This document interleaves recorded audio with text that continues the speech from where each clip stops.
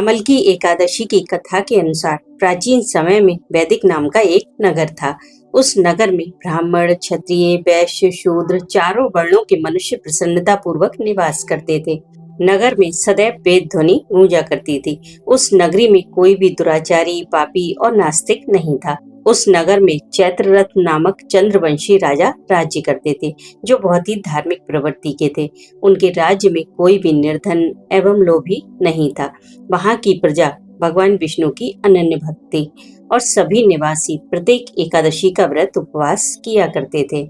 एक बार फाल्गुन मास शुक्ल पक्ष की आमलकी एकादशी के दिन राजा ने अपनी प्रजा के साथ मिलकर आनंद पूर्वक उपवास किया।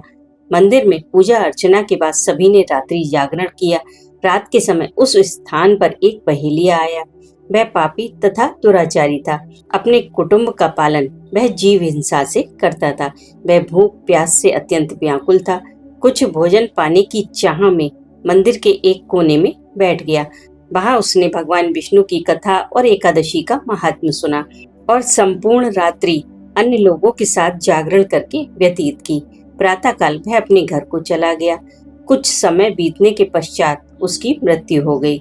हालांकि जीव हिंसा करने के कारण वह घोर नरक का भागी था, परंतु आमलकी एकादशी के एक दिन के व्रत तथा रात्रि जागरण के प्रभाव से उसने राजा विदुरथ के यहाँ जन्म लिया। उसका नाम वसुरथ रखा गया। वह तेज में सूर्य के समान, कांति में चंद्रमा के समान, वीरता में भगवान विष्णु के समान तथा क्षमा में पृथ्वी के समान था। वह विष्णु भक्त होने के साथ साथ प्रजा का समान भाव से पालन करता था। दान देना उसका नित्य कर्म था। एक समय राजा वसुरथ शिकार खेलने के लिए गए और रास्ता भटकने के कारण एक वृक्ष के नीचे सो गए। वहां पहाड़ी डाकुओं ने राजा को घेर लिया। वे राजा को मारने लगे और उन पर अस्त्र शस्त्रों से प्रहार करने लगे।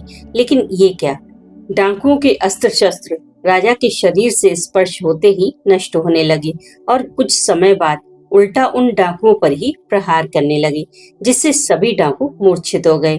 उस समय राजा के शरीर से एक देवी प्रकट हुई। उनके नेत्रों से क्रोध की भीषण लपटें निकल रही थी। वे काल के समान प्रतीत होती थी। देखते ही देखते उन्होंने सभी डाकुओं का समूल नाश कर दिया। नींद से उठने पर राजा ने जब चारों ओर डाकुओं को मृत पड़ा देखा तो सोचने लगे, इन्हें किसने मारा और इस वन में मेरा हितैषी कौन है। तभी आकाशवाणी हुई, हे राजन, इस संसार में भगवान विष्णु के अतिरिक्त तेरी रक्षा कौन कर सकता है। ऐसा सुनकर राजा ने विष्णु भगवान को प्रणाम किया और अपने घर लौट आए। इस कथा का सार यही है कि भगवान श्री हरि की शक्ति हमारे सभी कष्टों को हरती है, जो मनुष्य का ही नहीं अपितु देवताओं की भी रक्षा करने में पूर्णतया समर्थ है। इसी शक्ति के बल से भगवान विष्णु ने मधुकैटभ नाम के राक्षसों का संहार किया। इसी शक्ति से उत्पन्ना एकादशी के रूप में मुर नामक असुर का वध करके देवताओं के कष्टों को हरा था।